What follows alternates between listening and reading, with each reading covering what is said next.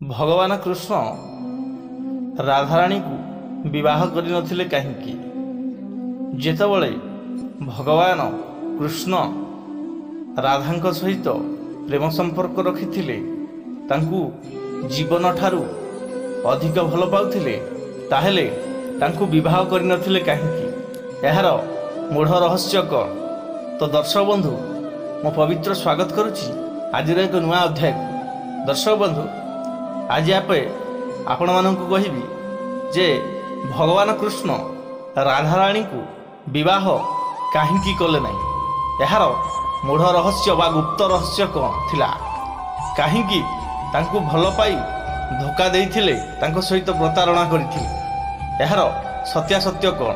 तो वीडियोटी को आरंभ करने पूर्व वीडियो गोटे लाइक करी चैनल को सब्सक्राइब कर दिंतु एवं कमेंट रे राधा कृष्णा बोली लिखि दिंतु। तो आ डेरी न करी चलतु वीडियोटी को आरंभ करवा। दर्शक बंधु, आपण माने समस्ते जानिथिले जे राधाराणी को भगवान कृष्ण बालुत बेलू बाल्य बेलू बहुत भल पाउथिले एवं तांको सहित अनेक प्रीति मध्य करिथिले, अनेक खेल मध्य खेलिथिले। राधाराणी को अनेक कष्ट मध्य देइथिले।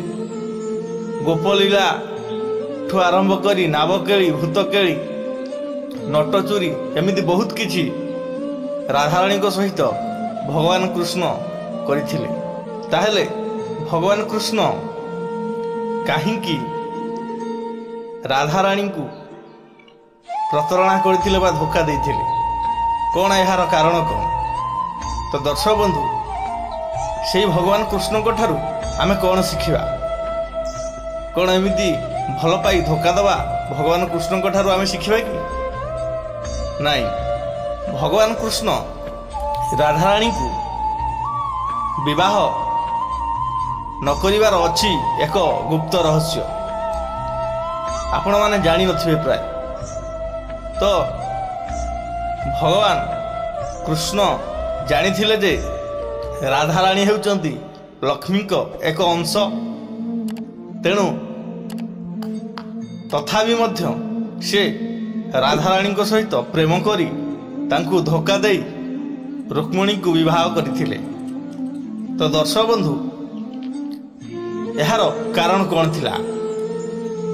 तेतिया जुगर कथा आपण माने समस्ते जानिथिबे।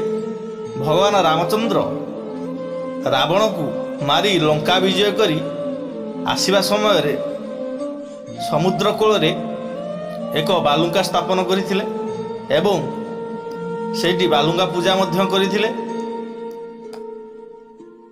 सेतबळे जेते तांकर वानर सेना ठू आरंभ करी समस्त किछि ना किछि वर देइथिले, किंतु हनुमान नीरवता अवलंबन करी एक पत्थर उपरे जाई बसी थाए। भगवान रामचंद्र कहिले, मु तो समस्त को किछि ना किछि वर देइछि, हेले हनुमान को किछि देइनि। तेणु हनुमान पाखକୁ गले, हनुमान को पचारिले, भक्त हनुमान तुम्भर कौन दरकार? तो सेतेबेले हनुमान कहिले, मोर प्रभु किछि दरकार नहीं, आपण खाली मते एतिके आशीर्वाद करंतु जे सबुले जेमिति आपणक नाम मो तुंडर थाउ एवं आपणकर सेवा मु जीवन सारा करूथाए।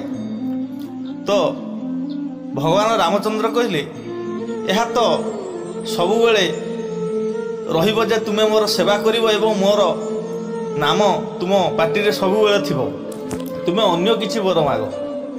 सेतेबेले हनुमान कहिले, प्रभु जदि वर देवा पाई चाहुच ताले माता सीतांक परी मते एक सुंदर दिव्य सुंदर रूपर गोटे स्त्री टे दरकार। माता सीतांक रूप गुण ठू आरंभ करी सबु प्रकार थिबा दरकार। तो सेतेबेले भगवान रामचंद्र हसिले। से हनुमान रो कथा सबु जानी पारिले, ता मनर कथा। तो रामचंद्र कहिले, हनुमान ए जन्म रे तुमर हेई पारिबो नाही। द्वापर जुगरे ମୁଁ ଯେତେବେଳେ କୃଷ୍ଣ ଅବତାର ନେବି ସେତେବେଳେ ତୁମେ ମୋର ମାମୁଁ ହେବ।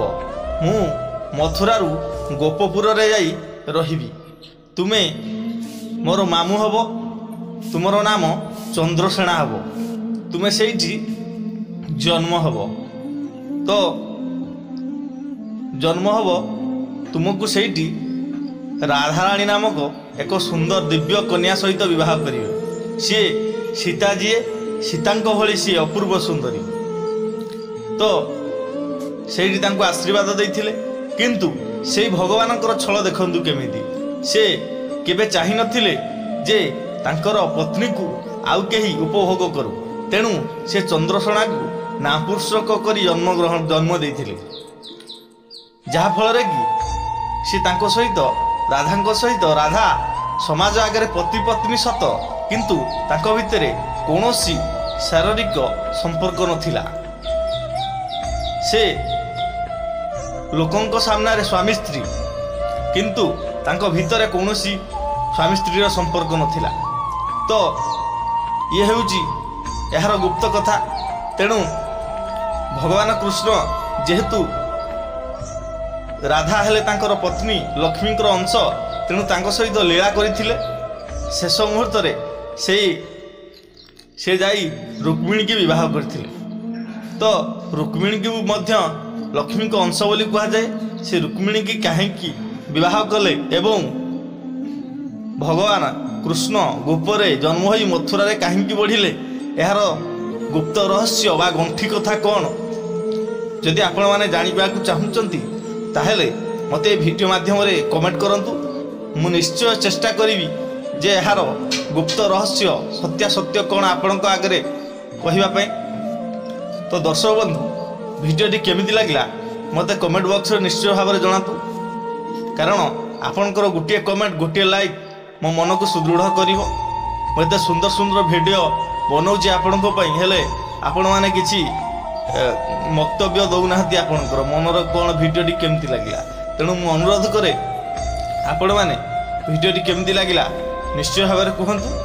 ଏବଂ ଆଉ ଗୋଟେ କଥା ମଧ୍ୟ ରହିଗଲା, ତ ସେଥିପାଇଁ ଭଗବାନ କୃଷ୍ଣ ରାଧାଙ୍କ ସହିତ ଆପଣମାନେ ଜାଣିଥିବେ ଆଜିକାଲି ଯେଉଁ ଦଣ୍ଡ ହେଉଛି ସେଠି ନାବକେଳି କରାଯାଏ।